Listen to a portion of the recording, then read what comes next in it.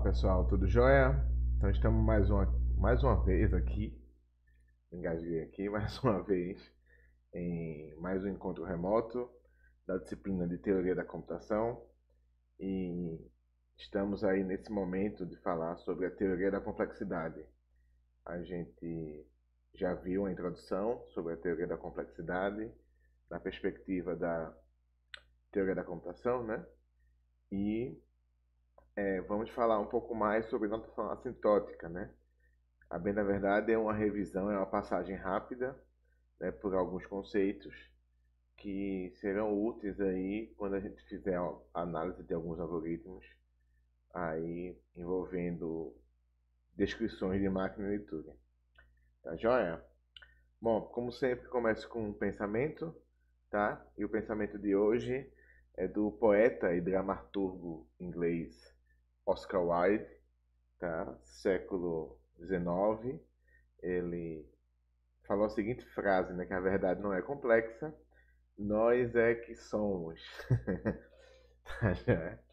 Tá aí o pensamento aí do Oscar Wilde. Não é a verdade que é complexa, somos nós. Tá joia? Bom, vamos lá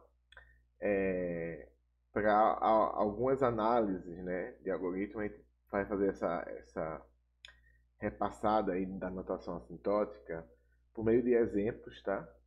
E vai ser uma forma de revisar e de tentar materializar um pouco dessas percepções de algumas famílias de funções importantes, tá? Então a gente viu aí no encontro passado aí, né, as funções polinomiais, né, como a gente lida com a notação O grande, né, com ela, levando em conta, né, principalmente os termos do polinômio que tem o mais alto grau, né, mais alta ordem. E aí vamos falar um pouco hoje sobre as funções logarítmicas, tá bom? E aí, bom, é importante fazer essa ressalva aqui, tá joia? Deixa eu colocar aqui para vocês.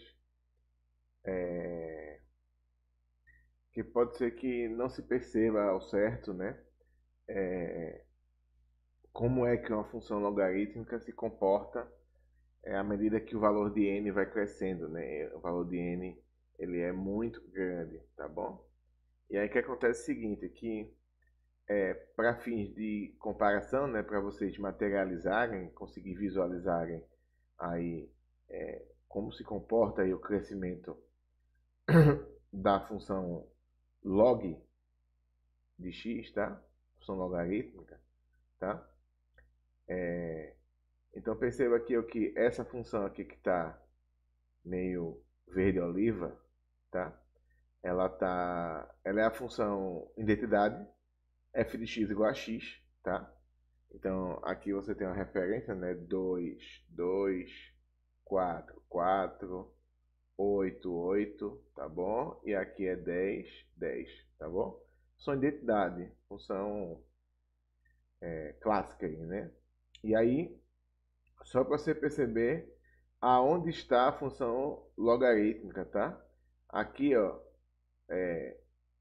à medida que o n vai aumentando, né, para um valor de n muito grande, função a raiz de x, né, f de x igual a raiz de x, né, ela está abaixo da função identidade, tá bom?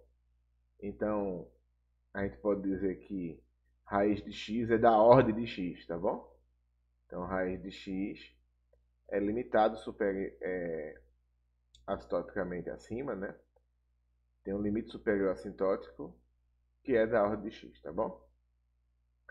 Então, raiz de x é da ordem de x, porque tá, ó, cresce, mas cresce bem mais lentamente do que f de x igual a x, tá bom? E aí eu tenho aqui a log de x, tá bom? A log de x ela é da ordem de raiz de x. Falei também, né, no nosso encontro passado que log de x também é da ordem de x, tá bom? mas a gente costuma se referenciar sempre àquela família de função que você conhece, que está imediatamente mais próxima, né? Então, log de x é da ordem de raiz de x, né? Log de x é osão de raiz de x, tá bom? E o interessante é que, assim, para valores pequenos, né, 0 a 10, por exemplo, a sensação que tem é que elas estão percorrendo muito próximas uma da outra aqui, né? Como se tivesse um valor só um valor constante que diferenciasse c log de x e raiz de x, tá bom? Mas isso não é verdade. Aqui é interessante já perceber, né? Existe uma família de funções que se comporta semelhante à função identidade, tá? Que é da ordem de x. Aqui temos outra família de função que vai se comportar ou vai crescer, né, nessa mesma taxa de velocidade aqui, né, da ordem de raiz de x.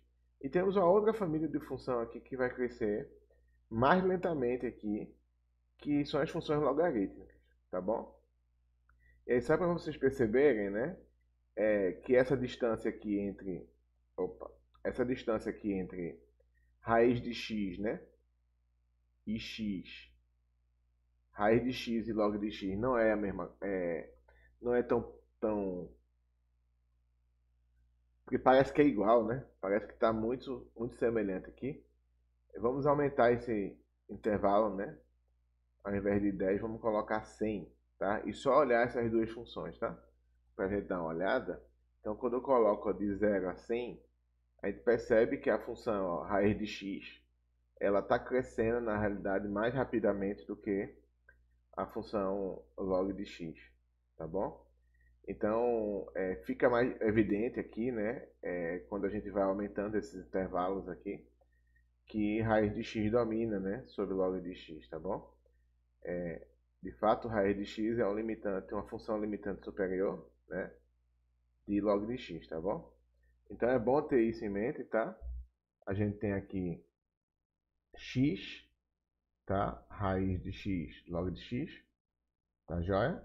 Então, essa seria em ordem aosão, né? Em que log de x é da ordem de raiz de x e raiz de x é da ordem de x, tá bom? E aí temos aqui com mais clareza aqui que raiz de x cresce muito mais rapidamente do que log de x, tá bom? Bom, então essas são as duas visões que eu queria que vocês vissem, né? Estamos trabalhando aqui, ó, bem abaixo do crescimento de x, então bem abaixo mesmo. A raiz de x está aqui, bem abaixo aqui, quando eu falo de log de x, tá joia? Então, bom, vamos ver algumas funções logarítmicas, tá? E só materializar um pouco aí essa questão da notação O grande, né? A gente vai usar muito aqui a notação grande nessa parte final aí da disciplina, tá bom? Então temos um algoritmo aí hipotético, tá? Uma máquina de Turing hipotética que o tempo de execução, no pior caso, é descrita pela função f2, aí f2 de n. E aí temos aí, né, log de n na base 13 mais 5, tá? Então essa aí é a função hipotética que descreve aí o tempo da máquina que decide essa linguagem que a gente não conhece aí, tá bom? Mas essa máquina leva esse tempo aí, no pior caso aí. Log de n na base 13 mais 5, tá bom? Então, bom, qual seria o O grande, né, de f de 2n, f de 2 de n, tá bom? Então, o O grande de f2 de n é o O grande da própria função, tá bom? E aí, bom, nós temos aqui uma constante e temos aqui um termo do polinômio que varia com o tempo, tá? Com o tempo não, né? Varia à medida que o valor de n aumenta, né? Então, certamente, quanto maior o valor de n aqui, tá certo? Certamente esse termo vai aumentar, né? A função logarítmica é uma função crescente, tá? Sempre crescente, tá bom? Considerando valores a partir de zero em diante, são valores sempre crescentes. tá bom? O que vai acontecer de repente se ter valores negativos aí, abaixo de zero para a função log, tá bom? Ah, o, o ponto que a gente tem aqui é que como a gente está admitindo n grande, né? Um valor de n, né? A notação O grande, ela está preocupada com n arbitrariamente grande, né? Então, a partir de um certo momento, realmente, assim, ela vai crescer sempre positivamente, né? Então, a gente sabe que na realidade, esse termo aqui domina sobre o termo constante, tá? Então, a gente pode desprezar esse termo constante aqui, porque, a bem da verdade, esse termo do polinômio, porque esse aqui é um polinômio com dois termos, tá? Então, esse termo aqui, dessa expressão, né, um polinômio, né? Tem uma expressão aqui, e esse termo dessa expressão aqui domina sobre o termo constante, tá bom? Então, isso tudo aqui é da mesma ordem de você levar em conta apenas o termo que contém o logaritmo. Qual é o ponto aqui que a gente tem? É que o logaritmo de n na base 13 é da mesma ordem de logaritmo de n na base 10, tá bom? E por que isso é verdade, tá bom? Então, o primeiro passo que a gente deu aqui foi dos dois termos aqui, esse aqui é o que domina, e depois o termo que domina a gente pode jogar todos para uma mesma base. Estamos admitindo aqui base 10. Podia ser base 2, podia ser a base que melhor lhe convier. E por que não importa fazer a mudança de base em termos de ordem? Em termos de ordem, estão na mesma ordem, né? De limite superior. Por quê? Pela seguinte explicação, tá bom? Então, quando eu falo log de n, né, eu estou omitindo aqui a base, entenda-se que é log de n na base 10, tá bom? Que é esse caso que está sendo posto aqui, tá joia? E aí, bom, não sei se vocês se recordam, mas quando eu quero fazer uma mudança de base, né, existe uma operação em logaritmo, que se eu quero fazer uma mudança de base, eu estou aqui, ó, com a base 10, tá joia? Log de n na base 10. Quando eu quero fazer uma mudança de base, o que é que eu faço? Supor, base 13, tá joia? Então, eu faço log de n na nova base. Então, eu uso o logaritmando aqui no numerador, tá joia? Log de n na nova base. E o log da base antiga na base nova, tá joia?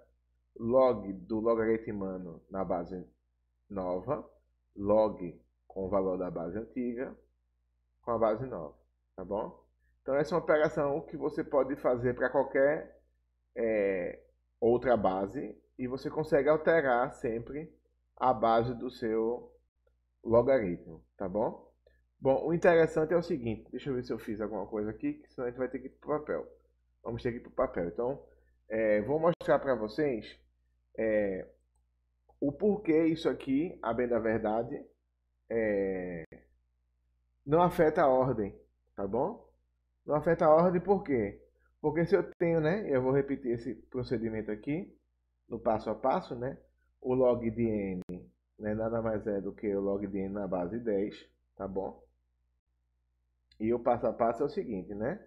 Então, eu estou preocupado em fazer uma transição, tá? Para uma nova base, tá bom? Log. E aí vai ter que vir dois valores aqui, tá? Que vão vir a partir desse logaritmo original, tá? E isso aqui é igual a isso aqui. Eu estou apenas fazendo uma transformação para garantir uma mudança de base, tá bom? Aqui está na base 10, quero ir para a base 13, tá bom? Então eu faço log de n na nova base, tá bom? E faço log de 10 na nova base, tá joia? E aí qual é interessante a gente olhar aqui, tá? é que isso aqui é igual a 1 dividido por log de 10 na base 13, multiplicado por log de n na base 13. Tá joia? E aí perceba aqui, ó, a gente tem um valor que é uma constante, tá bom? Aqui não depende de n, percebe? Não depende de n, é um valor constante, que eu estou multiplicando pela função logarítmica, que de fato, essa parte da função aqui, sim, depende de n. Tá bom? Então temos aqui a bem da verdade que quando eu admito log de n, ao invés de log de n na base 13, tá bom? A mudança que tem a relação que existe dessa expressão com essa expressão na outra base, a diferença é apenas a multiplicação por uma constante, tá joia? E bom, e multiplicar por constante, a gente sabe que isso não afeta a ordem de uma função, tá? Pela própria definição do O grande, tá? O O grande, você pode escolher o seu C, contanto que ele seja um valor real, tá bom? Você pode escolher esse C tranquilamente, tá joia? Real positivo, tá bom? Acho que é preciso que você amarre isso, tá bom? Então, bom, como a diferença é apenas de uma... Então, aqui seria como C multiplicado por log de n na base 13 é igual a log... Opa, perdão. É igual a log de n na base 10, tá bom? Eu coloquei um 10 aqui, estava errado. Tá joia? Então, o que difere é só isso, tá? O que difere, ó, é só uma constante que está multiplicando pelo seu termo, tá joia? Então, como é apenas uma constante, eu digo que a ordem de log de n na base 13 é a mesma ordem de log de n na base 10. Tá joia? Então, essa é a primeira função que eu queria trazer para vocês olharem com log, tá joia?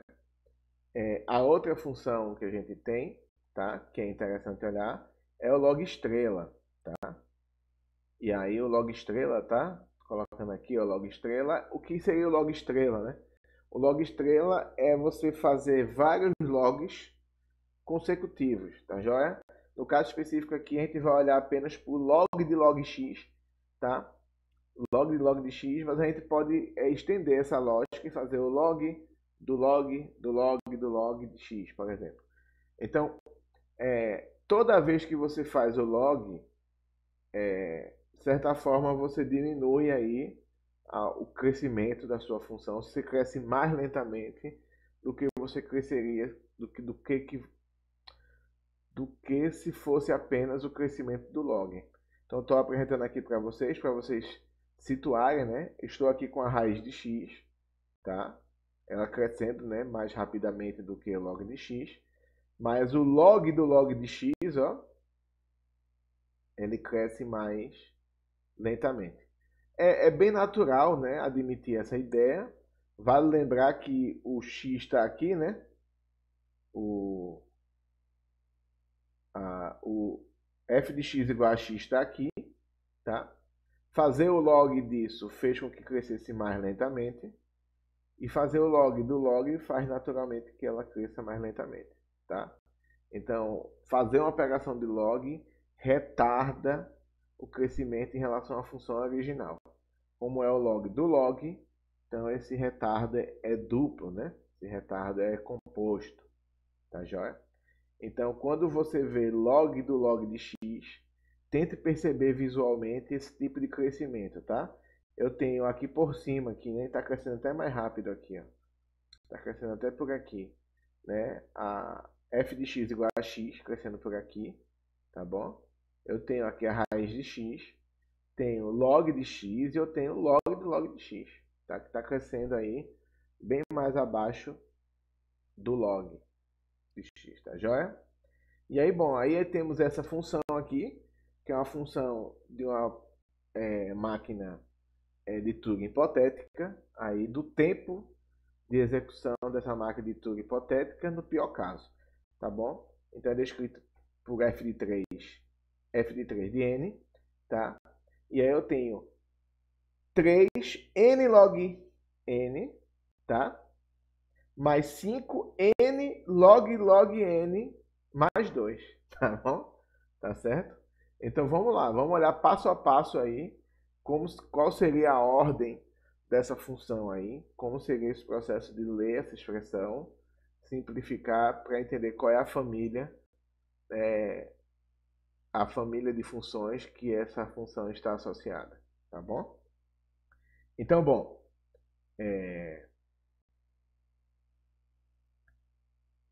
então vamos dar uma olhada aqui, tá certo? Eu vou pegar esse aqui, eu vou passar para o papel porque eu acho que vale a pena a gente olhar isso no papel. Fica mais fácil da gente compreender, tá bom? Eu posso fazer algumas anotações, acho que é mais estratégico, tá bom? Então vamos lá. Eu tenho 3n log de n na base 2, tá bom? Mais 5n, aí eu tenho log base 2, log também na base 2, n mais 2, tá joia? Beleza? Então, o primeiro passo que a gente faz quando a gente tem uma soma de termos, né? É a gente saber qual é o termo que domina mais aqui em relação ao outro. Qual termo aqui domina sobre os outros? Né? Essa é a pergunta. Bom, aqui a gente já descarta aqui a constante. Por que a gente descarta a constante? Porque a constante não depende de n e existe termos que dependem de n. Então, certamente, tá, vai ser um desses dois termos aqui que a gente vai ficar em função de n e não da constante, tá?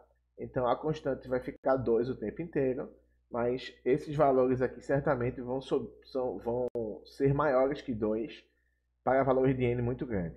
Então, quando você aumenta muito o valor de n, com certeza, mesmo crescendo de maneira lenta, tá? Essas duas funções são crescentes. Elas vão sim crescer em algum momento e vão passar 2. Então, essas duas funções aqui certamente dominam a constante 2, tá certo? Então, certamente a constante 2 não é a que domina sobre essa expressão aqui. Então, temos dúvidas sobre esses dois termos aqui, tá joia? Bom, temos um valor constante aqui multiplicando, tá?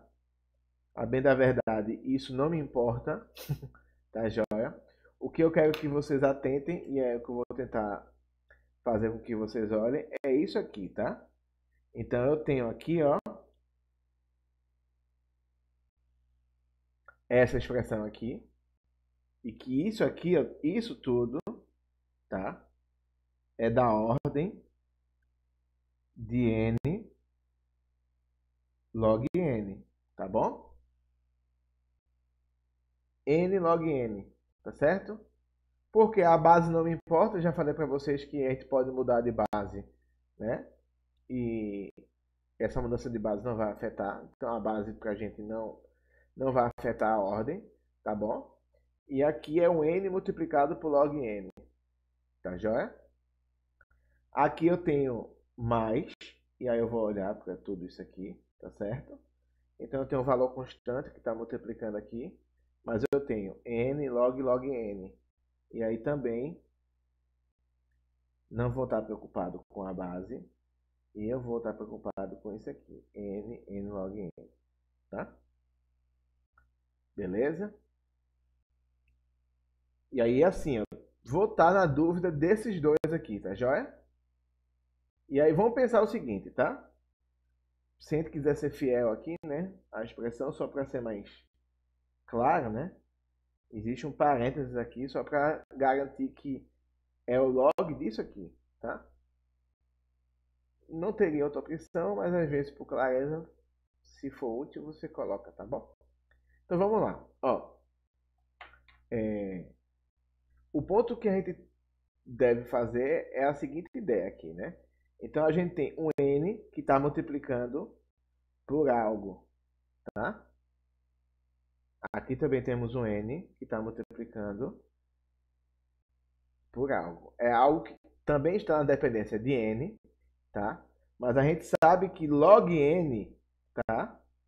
Log n domina sobre log n, tá? E aí não sei se vocês se lembram aí da imagem aqui, mas vou voltar, então, para ficar mais fácil de vocês verem, tá? A gente tem aqui, ó, log de x domina sobre log x, tá? Log de x cresce mais rapidamente do que log x, tá? Então, pensa comigo, né? À medida que eu tenho um valor de n que ele vai crescendo, tá bom? Então o valor de n vai crescendo, tá? E aí eu estou multiplicando por um valor aqui que cresce mais rápido do que esse outro valor aqui. Então, n vezes algo e aqui n vezes algo, esse algo aqui, quando n assumir valores muito grandes, vai ter valores menores do que esse algo aqui. Então, n log n é essa expressão aqui, esse termo, domina sobre esse termo aqui, tá? Porque log n cresce mais lentamente do que log n. Então, n vezes log n cresce mais rapidamente do que n log n. Tá joia? Então, qual seria aqui? N log n seria a ordem dessa minha função. Tá joia? Então, vamos voltar aqui e aí ver esses passos, tá? Então, o que foi feito aqui foi o seguinte, né? A gente tinha toda a expressão. Desses três termos da soma aqui que a gente tem, tá? Esse domina sobre esses dois. Justamente porque log n cresce mais lentamente do que log n, tá bom? E certamente vai crescer também mais rapidamente do que a constante, tá? Sobra 3n log n, eu desprezo a constante e eu posso tirar a base. n log n é a ordem dessa minha função. Tá joia? E, bom, a explicação é essa, né, que eu já mostrei. Log n, né, domina sobre log n, tá bom? Porque log n cresce mais rapidamente do que o log n, tá joia? Então, n vezes o log n vai crescer mais rapidamente do que o n vezes log n, tá joia? Então, bom, vimos aí duas funções aí que trabalham com tempos aí que vão se relacionar com tempo logaritmo e tempo logaritmo estrela, tá bom? Que é o log do log, joia? Para vocês compreenderem aí onde é que eles estão mais ou menos posicionados aí na família de funções aí, na família de dominância, vamos dizer assim, tá? Eu vou voltar aqui para passar de novo, tá? Então é muito importante a gente ter essas famílias aí, tá? Na nossa mente, tá bom?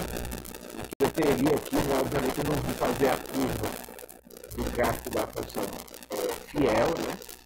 Aqui é só linhas guias, tá bom? Mas para você saber quem está abaixo de quem, tá bom? Então eu teria aqui, por exemplo, a função aqui que seria x, a função linear, aqui não é uma linha, tá bom? Aqui é só uma curva de referência aqui, tá? Porque eu vou colocar ela aqui, vou colocar x2 aqui, por exemplo, aqui tem x ao cubo correndo fora, e assim, obviamente, não tem essa proporção até pior. Aqui aqui eu tenho, por exemplo, 2 elevado a x. Tá? Eu ainda tenho algo pior do que 2 elevado a x. X elevado a x. Tá? É pior ainda. Você vê aqui as famílias de funções. Tá? Então, tem conjuntos de funções que estão no mesmo grupo. E tem grupos que são muito mais complexos do que você resolver do que outros. Tá? E aí, você tem aqui, por exemplo, aqui embaixo, né, como eu demonstrei para vocês, você tem o raiz de x, que está abaixo de x. Você tem aqui o log de x, ele cresce mais lentamente do que a raiz de x. E você tem aqui o log de x, que está crescendo mais lentamente do que o log de x. E aí, quem é x2 aqui? x2 é x vezes x. Tá já?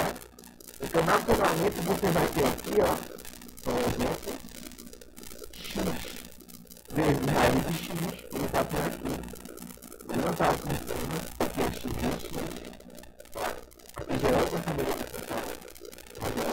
Aqui você tem aqui por baixo o x log de x.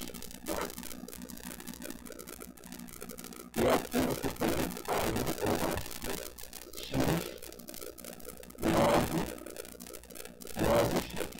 Então, x log x domina sobre x. Tá? X log x domina sobre isso tudo. X raiz tem domina sobre isso aqui. X2 também. Tá? A gente tem as famílias de funções aqui. E que uma está dominando sobre a outra. Tá? De forma que é importante vocês perceberem esse cenário, essa relação entre as famílias de funções. Tá? E aí, quando eu coloco isso aqui, Eu quero que vocês leiam, né, isso aqui, né? Aqui eu estou falando das famílias de funções da ordem de x elevado a x, da ordem de x ao cubo, da ordem de x ao quadrado, da ordem e assim vai. Tá bom? Então são várias funções que estão ali naquela região que conseguem ter uma dominância sobre aquela família de função mais abaixo. Então é como se fosse uma tabela periódica de funções, tá? Que para a gente, na questão de complexidade de tempo, a gente está categorizando máquinas de Turing que decidem uma dada linguagem em um determinado tempo. Então, existem máquinas de Turing que estão presas, vamos dizer assim, né, algoritmicamente falando, em uma dada família de funções. E aí, às vezes, o desafio é tentar trazer essa função, né, trazer o algoritmo para uma família mais abaixo, por exemplo, se você quer acelerar a execução do seu algoritmo. Então, por exemplo, existem soluções, máquina de Turing, que decidem a dada linguagem em tempo linear. Tá? E aí, por exemplo, um dos desafios é possível você criar uma máquina de Turing que decide em tempo logaritmo? Tá? Essa é uma pergunta. E aí existem, obviamente, né, esforços para você tentar diminuir a complexidade de tempo de alguns algoritmos. Beleza? Joinha? Bom, vamos lá. E temos aí outras expressões aí, né? Uma delas aí um limitante superior exponencial, tá joia? Que a gente tem não mais aqui um ordem de x, ou ordem de n, ordem de n ao quadrado, tá? Você tem, na realidade, uma ordem diferenciada aqui, tá? Você tem um f de n, deixa eu aqui agora transitar para o papel, tá bom? É igual a 2 elevado a O de N, tá bom? Então veja, qualquer polinômio de primeiro grau, tá? O de N seria 20N mais 4, 200N mais 1, N menos 2. Qualquer polinômio do primeiro grau aqui pode vir aqui para cima, tá bom? Então, essa família aqui, por exemplo, é uma função tipicamente exponencial, tá? Então vai ser algo do tipo 2 elevado a c vezes n, tá? Beleza? Para alguma constante c que você tenha. Eventualmente você pode até ter ainda mais um valorzinho aqui para estar multiplicando, tá?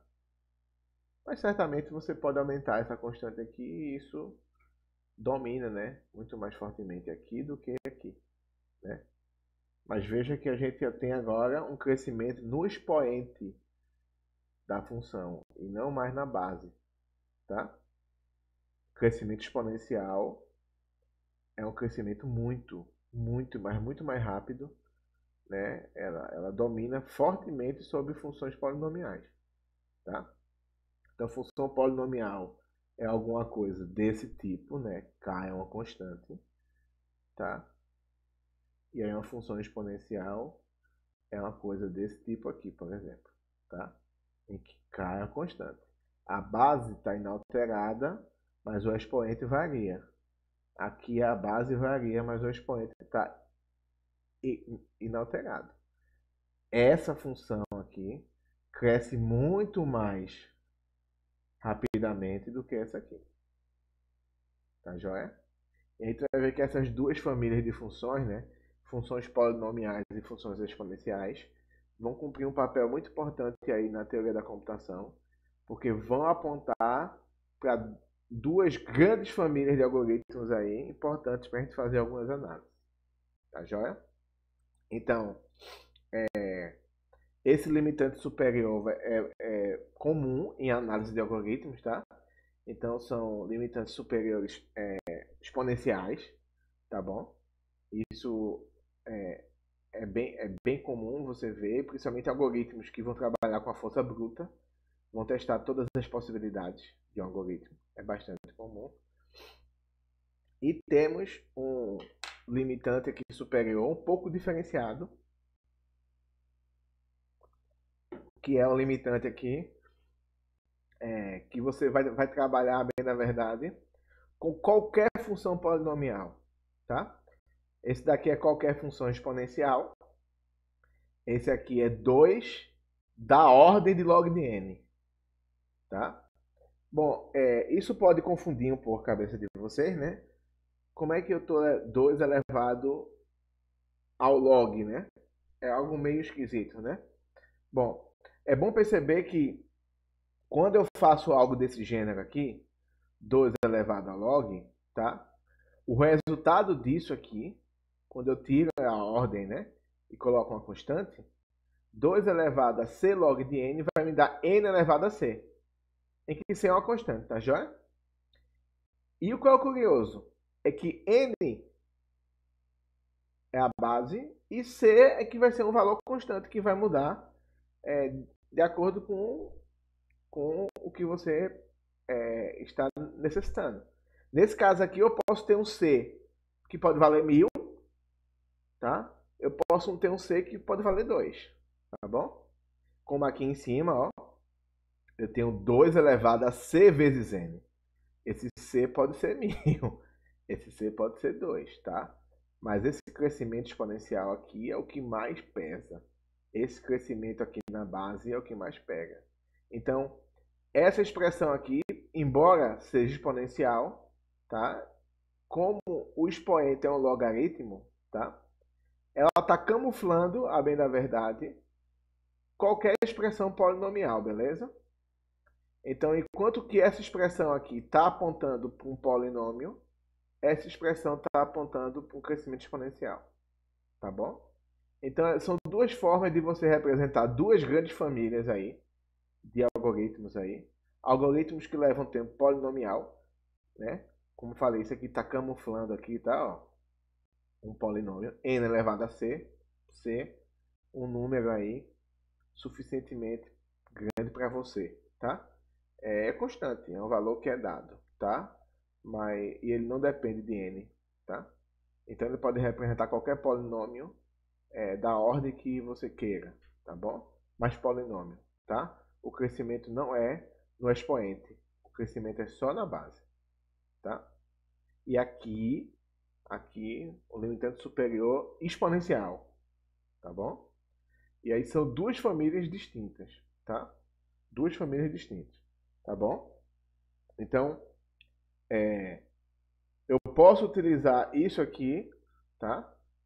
Como limitante superior de qualquer polinômio, tá? Que esse aqui é o interessante, tá? É você saber que isso aqui representa o teto dos polinômios, tá joia? Limitante superior, tá joia? Então deixa eu fazer aqui, né? Limitante superior é o teto dos polinômios. E esse aqui é o limitante superior das funções exponenciais, tá? Isso também é algo bem interessante. E também não importa essa base aqui, se é base 2 ou não, tá? Esse Czinho aqui permite você mudar a base tranquilamente depois, tá bom? Isso aqui não vai afetar significativamente a base, tá bom? Joinha. Então, da mesma forma, tá? Que você pode representar, usar 2 elevado à ordem do logaritmo, você pode utilizar n elevado à ordem de 1, tá bom? É uma outra forma de você expressar a mesma família de funções, tá? Aí você fala, bom, a ordem de 1, tá? Significa que eu não estou trabalhando diretamente com um valor que varia com o tempo. Então, toda vez que eu uso ordem de 1, e vocês também vão olhar também em alguns livros, pode utilizar o termo ordem de K, em que K é uma constante, ou ordem de C, tá? Então, se trabalhar com ordem de K, ordem de C ou ordem de 1, tá? Eu estou me referindo, na realidade, ao n elevado a C, em que C é uma constante. Então, bem, na verdade, estou representando a família de todos os polinômios aí, clássicos aí, de n elevado a 2, n elevado a 3, n elevado a 4, a 5, a 6, a 7. É esse tipo de polinômio clássico, tá bom? Em que o crescimento dessa função está na base, não no expoente, tá? Essa aqui, crescimento exponencial, tá bom? Beleza. E aí, uma parceira aí da função O grande, tá? Ou Ozão, né? Como algumas pessoas também chamam, tá? Uma parceira dela é a função O pequeno, a notação O pequeno, tá? A notação O grande, ela vai trabalhar com a seguinte ótica. Eu faço um limitante superior, tá joia? Então eu tenho um limitante aqui superior e a sua função ela é estritamente limitada, mas pode estar igual a esse limitante, tá? O limitante ele é um teto e é um teto incluso, tá? Então, quando eu trabalho com notação assintótica, o Ozão O grande, ele vai ser um teto incluso, tá joia? O O pequeno, ele vai ser um teto não incluso, tá bom? Significa que a minha função ela é estritamente menor, ela não tem o igual aqui, como normalmente tem na O grande, tá? A função que eu estou me referindo, tá? Então, o Ozinho pequeno é, de fato, essa função, ela é dominada em todos os casos e não vai se aproximar e nem chegar nesse teto. Não vai, tá? E é por isso que quando eu calculo o limite aqui, né? Quando n tende a infinito, se g de n cresce muito mais rápido do que f de n, tá bom? E esse limitante é o limitante que nunca vai ser igual, né? Vai ser estritamente diferente. Se G de N domina sobre F de N, e eles nunca vão ser iguais, né? Então, essa função cresce muito mais rápido do que essa de cima. Então, quanto indo para o infinito G de N for, essa divisão vai ficando cada vez menor, cada vez menor, cada vez menor, que vai tender a zero. Tá?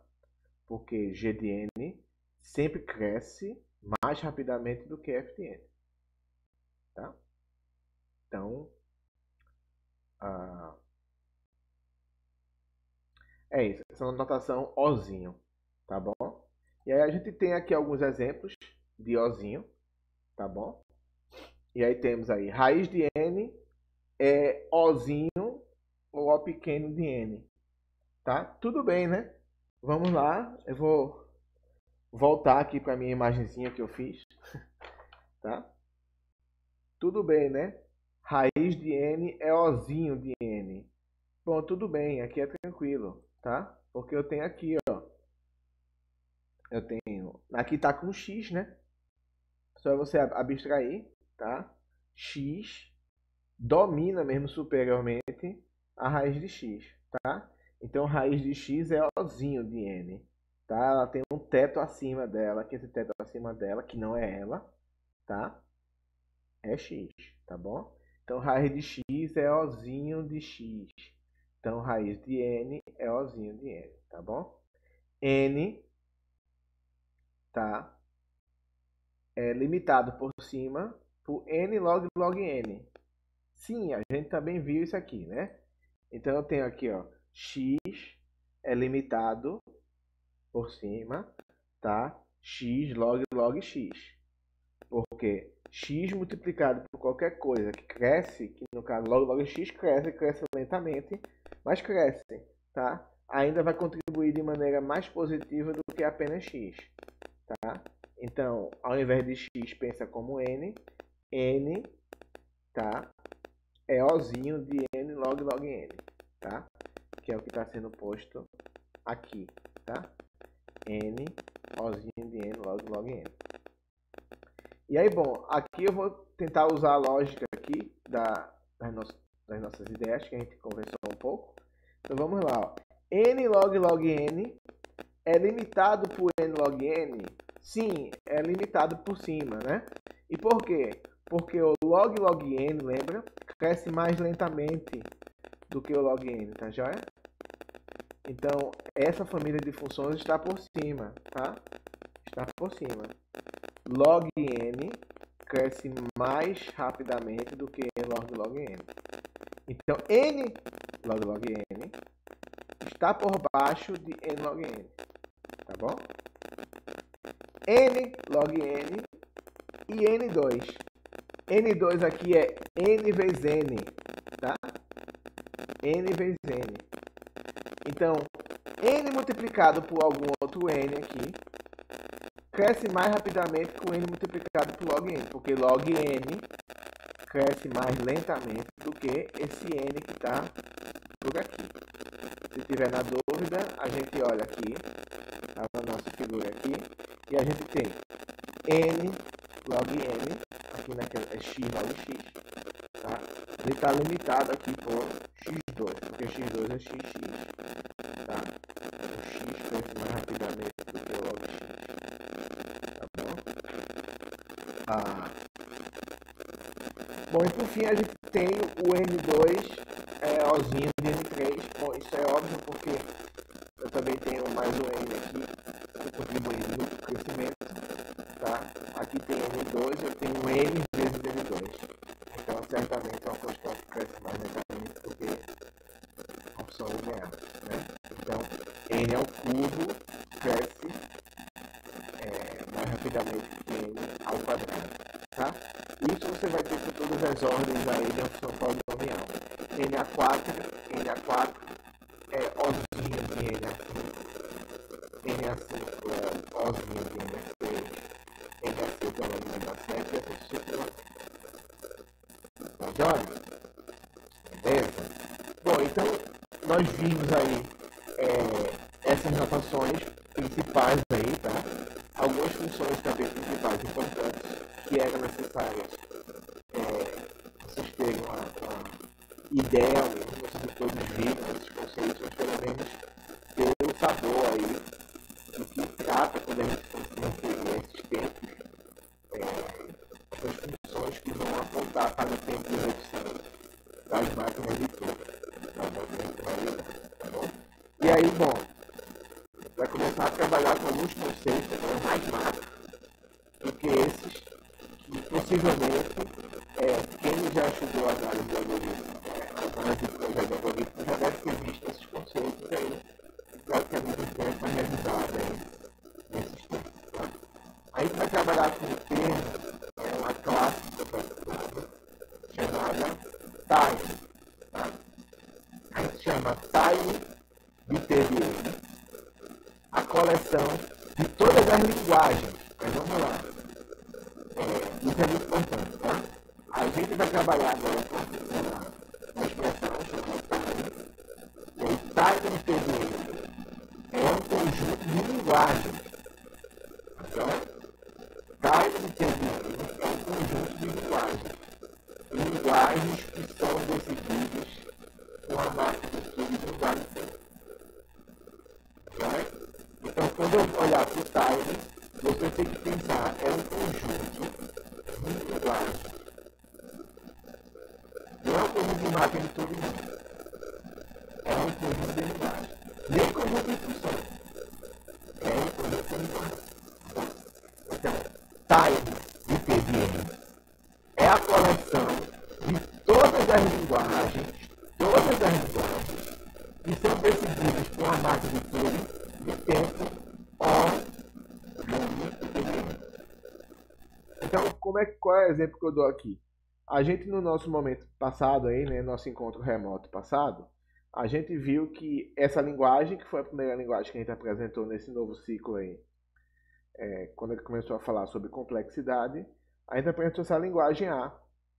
A é igual a 0K, 1K, e que K é maior ou igual a 0. Tá joia? Bom, A pertence a time de N2. A é uma linguagem, tá? A é a linguagem. E aí A pertence a time de N2. Por quê?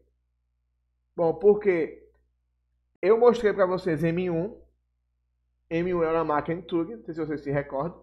Eu mostrei a vocês uma máquina de Turing que decide a linguagem A em tempo Ozão de N2. Tá bom? Em tempo quadrático. Tá joia? Então, como eu consigo construir uma máquina de Turing que decide essa linguagem em tempo O de N2, Ozão de N2, então eu digo que A pertence a time de N2. Tá joia? Então, A é uma linguagem. E eu digo, A pertence a time de N2. Tá joia? Bom, as perguntas interessantes em termos de complexidade é o seguinte. Tudo bem, eu consigo dizer que A pertence a time de N2. A pergunta é, existe uma máquina que decide a linguagem A assintoticamente mais rápido do que Ozão de N2? Essa pergunta em termos do time é o seguinte, né? A pertence a algum time de TDN em que esse TDN ele é estritamente menor do que Ozão de N2. Olha que eu estou usando Ozinho aqui, beleza? Então eu estou falando o seguinte, ó. Existe, a bem da verdade, alguma máquina que decide a linguagem A estritamente mais baixo do que N2. Porque o Ozão a gente já tem, beleza? O Ozão já é dado pela própria definição aqui, beleza? Ozão. Tá joia? M1 decide A em tempo de N2. Tá joia? E aí, ó, a pergunta é se eu consigo agora criar uma outra máquina que seja mais rápida do que N2. Então ela vai ser Ozinho de N2. Ela vai estar limitada estritamente mesmo com N2. Então, alguns desafios em relação à complexidade de tempo é o seguinte: construir uma máquina, essa máquina leva tempo X. Aí eu falei, que legal, eu consigo fazer algo melhor do que isso? Tá joia?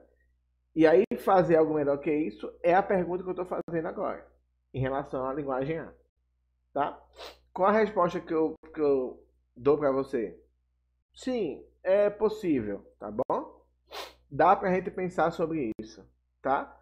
Olhando para uma máquina Turing simples ainda, tá? Porque lembrar que eu fiz a máquina M1, uma máquina Turing simples, e ela decidia em tempo quadrático, tá joia? Então a gente tem aqui essa máquina de Turing M2, tá?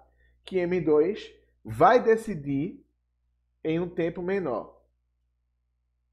Vamos ver qual é o tempo? Então bora lá aqui. O passo 1 aqui, ele fala o seguinte, ó. Faça uma varredura na fita, tá? E rejeite se um 0 for encontrado à direita de um 1, tá?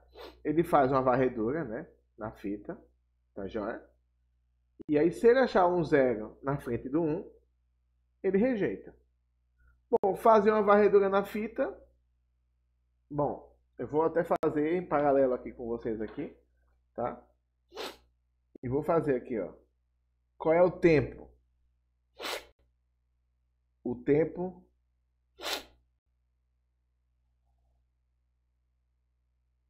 da máquina 2. Vou até colocar aqui no... Qual é o tempo da máquina 2? Em função de n, tá bom? Então, o primeiro passo é da ordem de n. Primeiro passo, tá bom? E por que o primeiro passo é da ordem de n? Ué, eu estou fazendo apenas uma varredura na fita, tá? No máximo que eu vou fazer, né? Lembra? O máximo que eu vou fazer, eu vou ir e voltar, tá? Vai ser 2 vezes n, para verificar se tem um 0 aí encontrado à direita do 1, tá bom? Então, bom, vamos ver agora o passo 2 aqui, que é um laço, tá joia? Esse passo 2 aqui, ele é um laço. Então, bora lá. Ele vai repetir enquanto houver 0 e 1, tá joia? Sobre a fita, tá? Vamos dar uma olhadinha com calma aqui, né? Bom, vamos lá, né? Então temos aqui o laço, tá joia? E aí vamos olhar logo dentro do laço, porque a gente vai ver o comportamento desses passos internos, né? Dentro de cada do laço, para a gente saber quantas vezes, a bem da verdade, essas interações são feitas fora, tá bom? Então vamos ver aqui, passo 1, tá? Faça uma varredura na fita, verificando se o número total de zeros e uns remanescentes é par ou ímpar. Se for ímpar, rejeite, tá joia? Bom, se for ímpar, rejeite. Eu acho que se vocês estão percebendo o porquê isso tem que acontecer. A gente quer uma quantidade, a cadeia do formato 0K, 1K, tá joia? Então, certamente, a quantidade de zeros e uns sobrando tem que ser par, porque a quantidade de 0 e a quantidade de 1 é igual. Então, qualquer cadeia que essa máquina aceitar, o comprimento tem que ser par, porque eu tenho algumas quantidades de 0, algumas quantidades de 1, e essas quantidades são iguais. Então, sempre o comprimento dessa cadeia é 2 vezes K. É um comprimento par, tá joia? Então, ele faz uma varredura, tá? Na fita inteira, tá bom? E aí, para verificar se os zeros e uns restantes, a quantidade é par, tá joia? Então, esse passo 1 aqui, a bem da verdade, o tempo que ele leva é um tempo também linear da ordem de n. Ele tem que varrer a fita toda. Quando eu falo a fita toda, bem da verdade, é até errado. A entrada inteira, tá? A fita utilizada, vamos dizer assim, a entrada inteira, para poder ele verificar se o que resta ainda dos valores restantes tem uma quantidade par ou não. No pior dos casos, ele vai ter que varrer toda a entrada que está preenchida lá na fita, tá bom?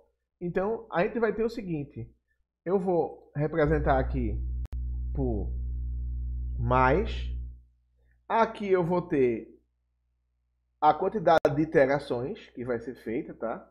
Multiplicado, tá? Pelos passos que a gente vai fazer aqui, tá bom? Então, um desses passos, eu sei que é o passo 1, é da ordem de n, tá joia? O primeiro passo do meu laço é da ordem de n, tá?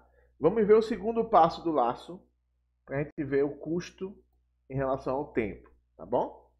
Então, o segundo passo é o seguinte, tá? O segundo passo é, faça uma varredura novamente na fita, tá? Cortando agora alternadamente um zero, não, e outro sim. Começando com o primeiro zero. E então, cortando alternadamente um não, um zero, cortando um não, e o outro sim, começando com o primeiro um.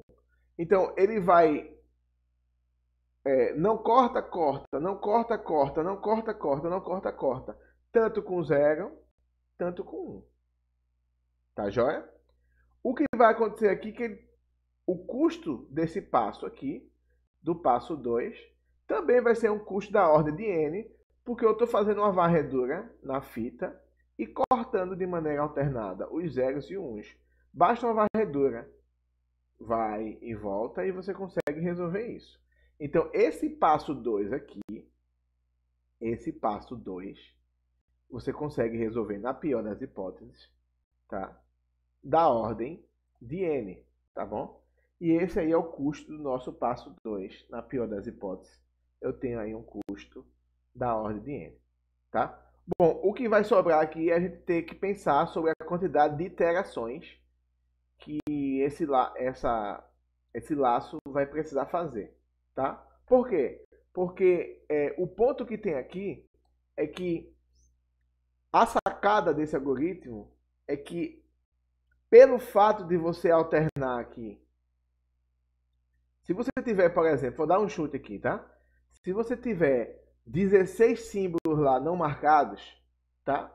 Entre zeros e uns, se você usa essa política de cortar, não corta um, corta o outro, não corta um, corta o outro, não corta um, não corta um, corta o outro, o que é que vai acontecer? Se eu tinha 16 símbolos, 16, eu caio pela metade. Eu caio para 8, tá? E vamos lá para o papel, que eu acho que vai ajudar a gente a visualizar isso, tá? Então vamos supor que a gente tem a fita aqui, tá joia?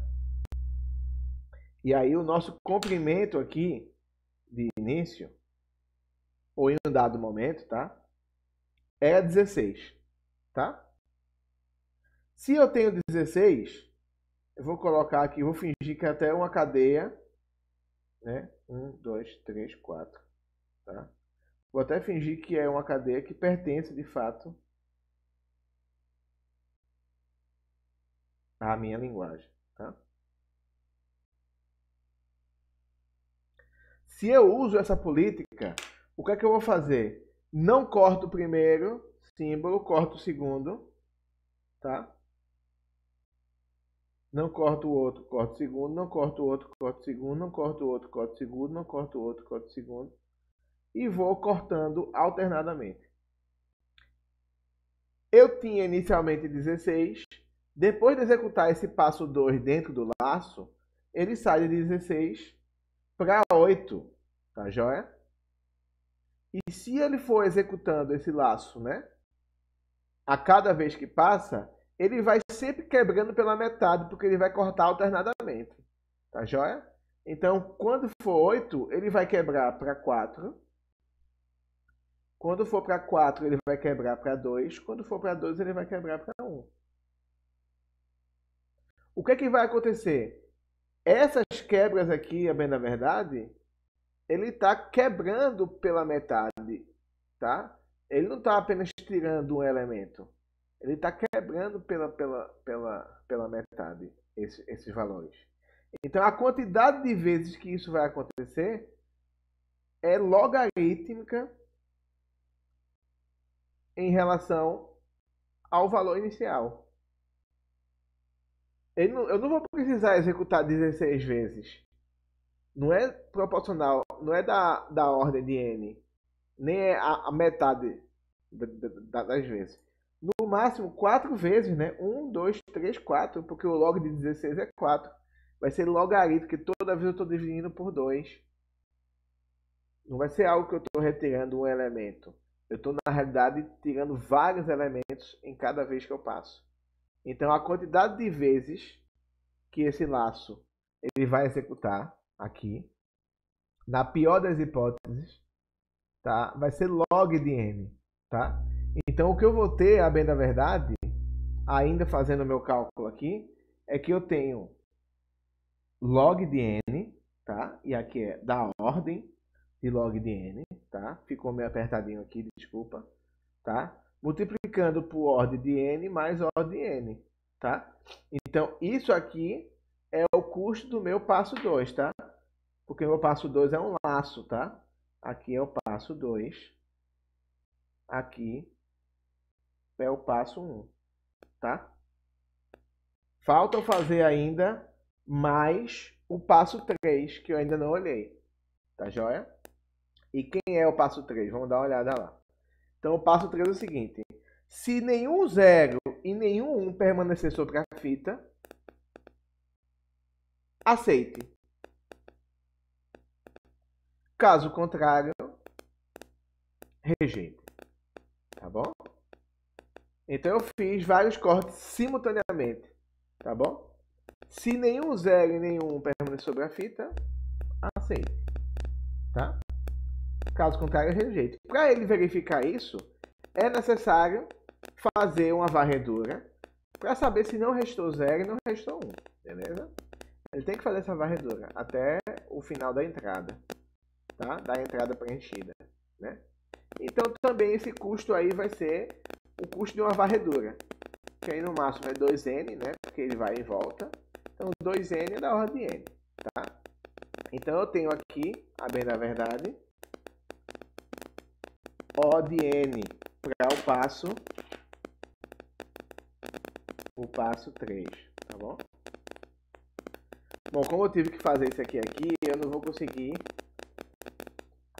fazer o resto aqui. Vou ter que fazer uma gambiarra aqui para vocês aqui, tá bom? Para aproveitar isso aqui de cima, tá joia? Então vamos lá. Eu vou até subir um pouquinho mais aqui. Acho que eu consigo. Deixa eu dar uma olhada aqui. Eu acho que eu consigo. Vocês conseguem ver aí.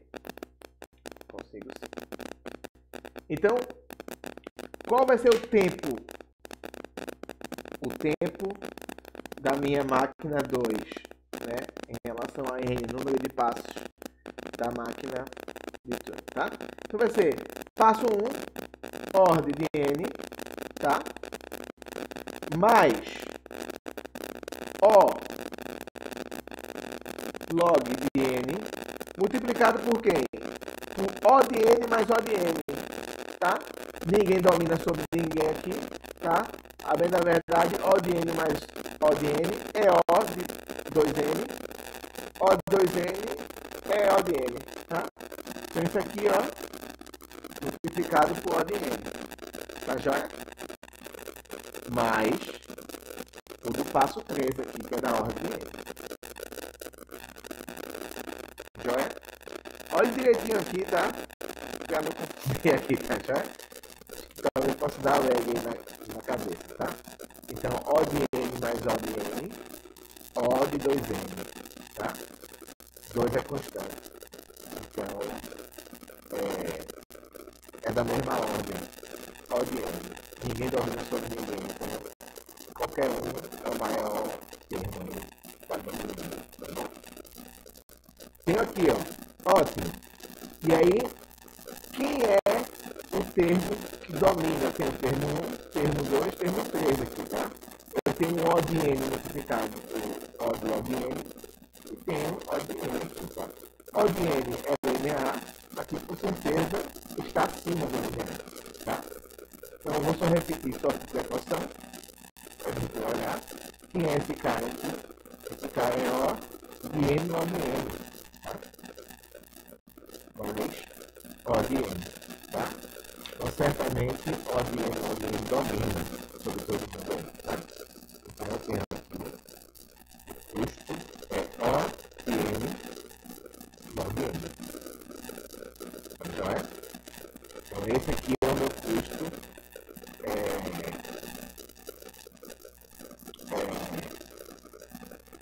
a minha máquina de Turing roda em tempo N log N, tá bom? Tá joia? Da ordem de N log N. Beleza? E sim, né? N. E aí, bom, a pergunta era, né? Para fechar aqui, né? Eu tenho que N log N, tá? Ozão de N log N é Ozinho de N2, tá? Isso aqui é Ozinho, ó. Esse é Ozão, tá? Ozão de N log N é Ozinho de N2, tá?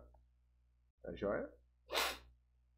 Ele tá abaixo, tá? Tá abaixo de N2, sim. Tá? Então é possível, sim, a gente criar uma máquina de Turing que decide a linguagem A, né? Assintoticamente mais baixo do que uma função quadrática, tá bom? N log N, tá? Já por sinal, muitos algoritmos de ordenação, né? Bons, né? Eles têm o tempo de execução N log N, né? Tá bom? Legal. E aí a pergunta é, podemos decidir a linguagem A em tempo linear? Agora eu estou trazendo o problema mais para baixo, né? Olha que interessante aqui, ó. E eu vou mostrar para vocês aqui no nosso mapinha aí de família de funções. Então vamos lá. Eu estava aqui, ó. A gente tinha uma solução aqui, tá? Eu tinha uma máquina aqui. Essa máquina era M1, estava aqui, tá? Joia? Acabei de construir uma M2 aqui, tá joia?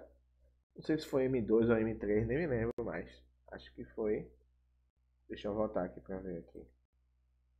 M2, tá certo, tá? Construí uma M2 aqui, tá joia? E aí a pergunta é, eu consigo uma M3 aqui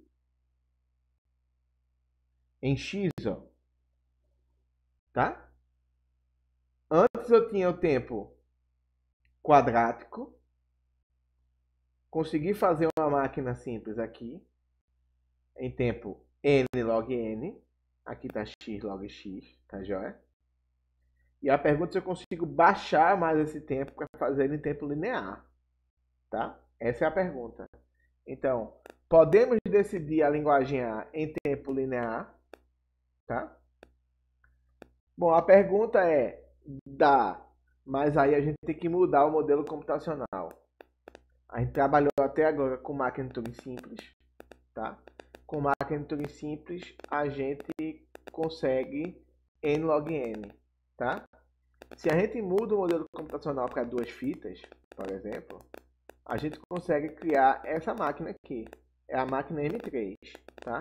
M3 consegue, né? Na verdade, a descrição de uma outra máquina de Turing simples, mas com duas fitas, tá?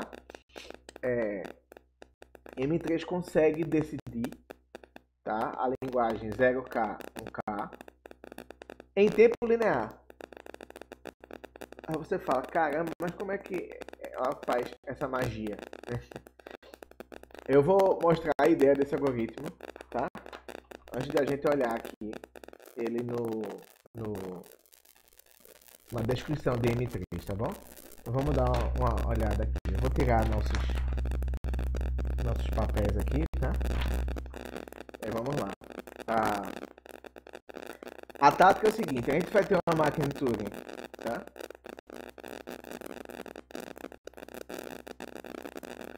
Com duas fitas, tá? Eu vou colocar aqui fita 1, tá? E fita 2, tá já?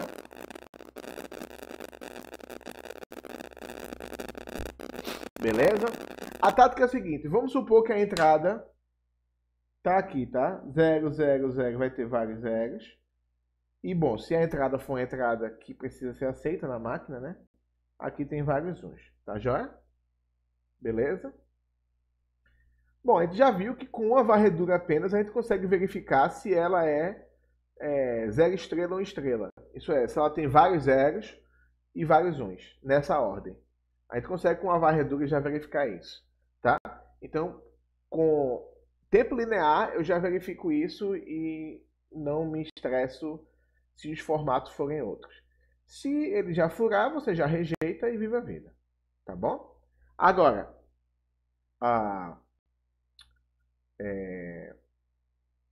vamos lá. Fez a varredura, a cabeça foi e voltou, tá? E aí qual é a tática de guerra? Você faz mais uma varredura só para fazer o seguinte. Toda vez que você for varrendo os zeros iniciais, você lê o zero, escreve o zero e anda para a direita, né? É um passo de uma máquina de Turing simples. Você não apenas faz isso na fita 1, mas você lê o zero, escreve o zero, e quando você escreve o zero de volta aqui, você também escreve o zero de volta aqui. Você vai lendo, escrevendo, lendo, lendo. Então você faz, a segunda varredura que você faz é para levar a cabeça até o primeiro 1, tá joia?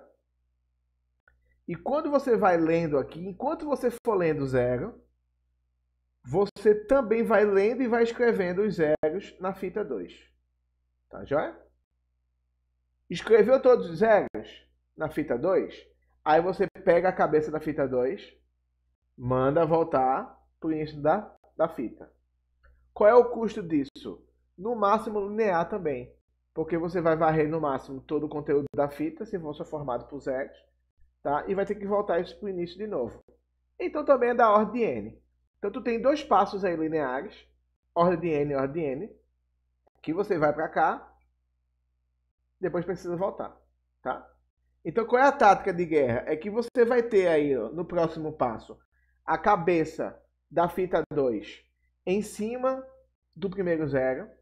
E aí na fita 1, como ele já deu essa percorrida aqui, ele vai estar com a cabeça em cima do primeiro símbolo 1. Tá joia? E aí, ele continua a fazer a varredura que estava fazendo já em cima, né? A varredura.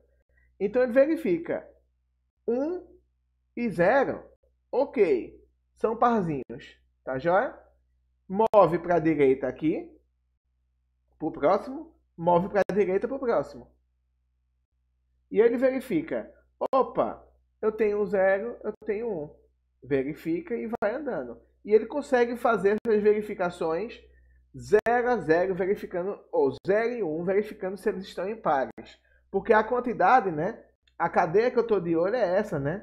0K, 1K, tá joia? Então, tem que ter a mesma quantidade de zeros e uns. O que é que vai acontecer? Se caso sobrar zeros ou sobrar 1, você rejeita. Tá joia? E o interessante, fazer esse percurso com duas fitas, você faz todos os passos em tempo linear, porque no máximo você vai ter que varrer o conteúdo que está escrito na fita, o conteúdo da entrada. Tá? Ter essa memória auxiliar permite que você, na realidade, tenha um custo computacional em termos de tempo mais rápido do que em uma máquina de Turing simples. Aí sim, interessante, a gente viu que máquina de Turing multifita ela é equivalente em poder de reconhecimento a uma máquina de Turing simples. Mas, em termos de complexidade, tem muitos algoritmos que você vai conseguir propor algoritmos que execute mais rapidamente, estejam até em uma família de função diferente do que um algoritmo de uma máquina de Turing simples. Tá? Então, essa descrição da máquina de Turing 3, essa daqui, ela vai apontar para esse tipo de estratégia de resolução de algoritmo. Ele vai fazer a varredura aqui na fita, tá? E é na fita 1. Tá, joia? E vai rejeitar se um 0 for encontrado à direita de 1. É o mesmo primeiro passo das duas outras máquinas que a gente viu, tá?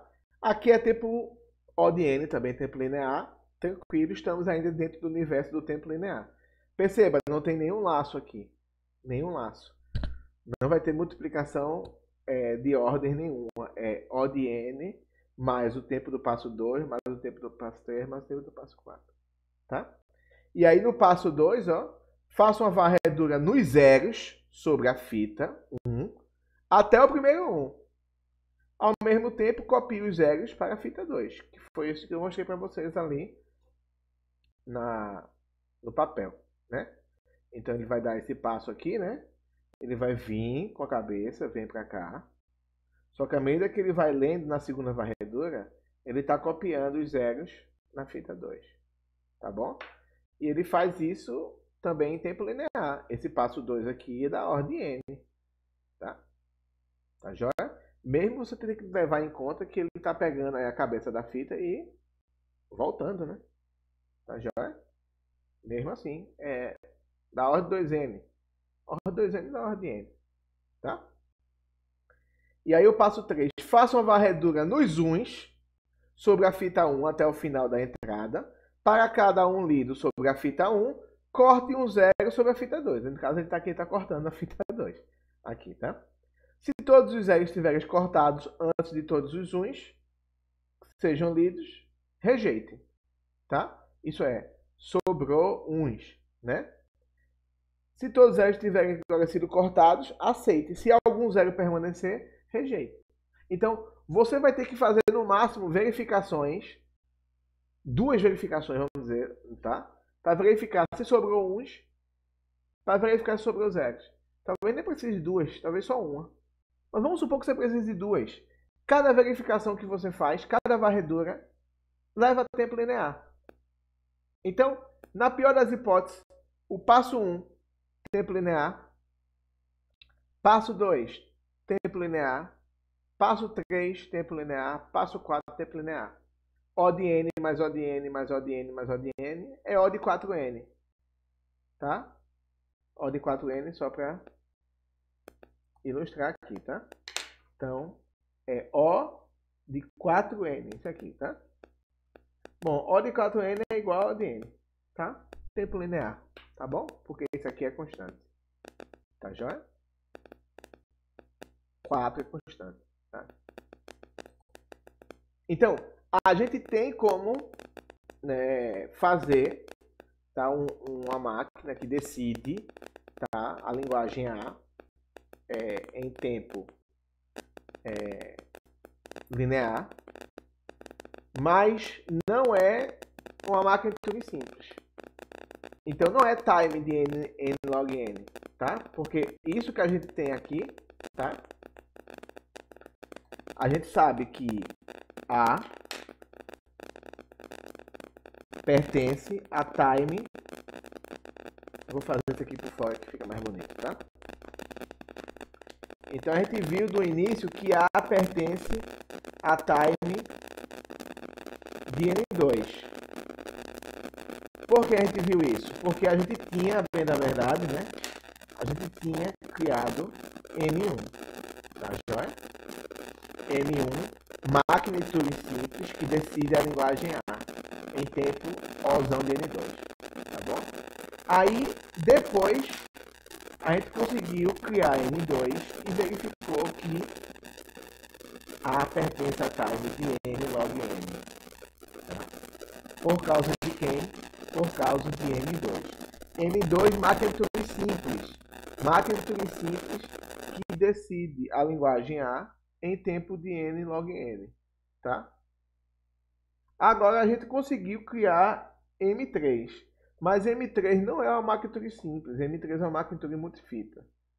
Seria injusto dizer que ele pertence ao time de N, quando na realidade esse modelo computacional aqui não está jogando em condições de igualdade com esse aqui.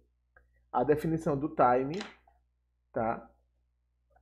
Ela está amarrada aí ao modelo computacional, tá joia? Então, se você quer comparar conjunto de linguagens, tem que comparar o conjunto de linguagens dentro do mesmo modelo, porque o modelo computacional aqui vai afetar em termos de complexidade. Então, o que a gente vai ver no nosso próximo encontro é ver a relação que existe entre esses modelos computacionais. Entre, por exemplo, a máquina de Turing multifita, máquina de Turing não determinística e a máquina de Turing simples. Porque nesse caso, em termos de complexidade de tempo, sim, faz diferença o modelo que você usa. Tá? Então, A é time de N2, A é time de N log N. Tá? Mas o tempo da máquina M3 já é um tempo de uma máquina multifita. Vai ser time de N, levando em conta que é multifita. Eu não posso comparar esses modelos aí, não. Não agora. A gente vai ter que usar alguns instrumentos aí para poder dizer como comparar algoritmos de modelos diferentes, porque nesse caso afeta sim. Tá? Ter uma outra cabeça e permite fazer, por exemplo, execuções em paralelo, que você percebeu que faz uma diferença absurda. Né? Ter uma execução em paralelo aqui, ó, fez eu fugir de um laço, que é uma coisa muito boa. Tá? De um laço mais complexo, né? Ele faz varreduras aqui, mas são varreduras menos complexas do que são feitas na máquina 1 e na máquina 2. Tá joia? Bom, então, pessoal, é isso. Essa é a nossa aula de hoje, tá? A gente fechou essa ideia de notação assintótica aí, os termos principais que a gente precisava para vocês poderem caminhar com os termos mais avançados que a gente vai utilizar na disciplina. Demos essa revisão mais básica aí, de análise de algoritmo, utilizando a notação O grande e O pequeno, que a gente vai usar muito mais O grande, por sinal, tá? Mas fizemos essa revisão. Deu para passar um pouco sobre essas famílias de funções, que vocês têm que ter ideia dessa hierarquia, né, entre as famílias de função, né, da linear, da quadrática, da exponencial, e saber quem está dominando quem, que eu acho que é importante você ter que bater o olho e perceber, não, quando o maior termo é esse aqui, a dominância está nesse termo da função, não no outro, né? Então é muito importante isso para você perceber se o seu algoritmo ele está numa determinada família de algoritmos ou em outra. Tá joia? Então, próximo encontro a gente vai agora ver qual é a relação dos algoritmos em diferentes modelos computacionais. Porque a gente chega a um ponto que a gente meio que barrou aí na máquina de Turing simples, mas conseguiu achar um algoritmo mais bonito aí, né? Mais rápido, tá? Na máquina de Turing multifita. E aí qual é a relação? A gente consegue converter máquina de Turing multifita em máquina de Turing simples? Sim, consegue, a gente já viu isso. A pergunta é, o que essa conversão de um algoritmo na máquina de Turing multifita para uma máquina de Turing simples vai afetar, por exemplo, no tempo de execução do seu algoritmo? Ou, por exemplo, qual é o custo da conversão de uma máquina de Turing não determinística, por exemplo, para uma máquina de Turing simples? O que isso vai afetar no tempo do seu algoritmo? Bom, a gente vai trabalhar com mais calma esses conceitos no nosso próximo encontro. Espero que vocês fiquem bem, tá? Bons estudos e que a gente possa se encontrar aí virtualmente aí no nosso próximo encontro, tá bom? Um abraço e até a próxima. Tchau, tchau.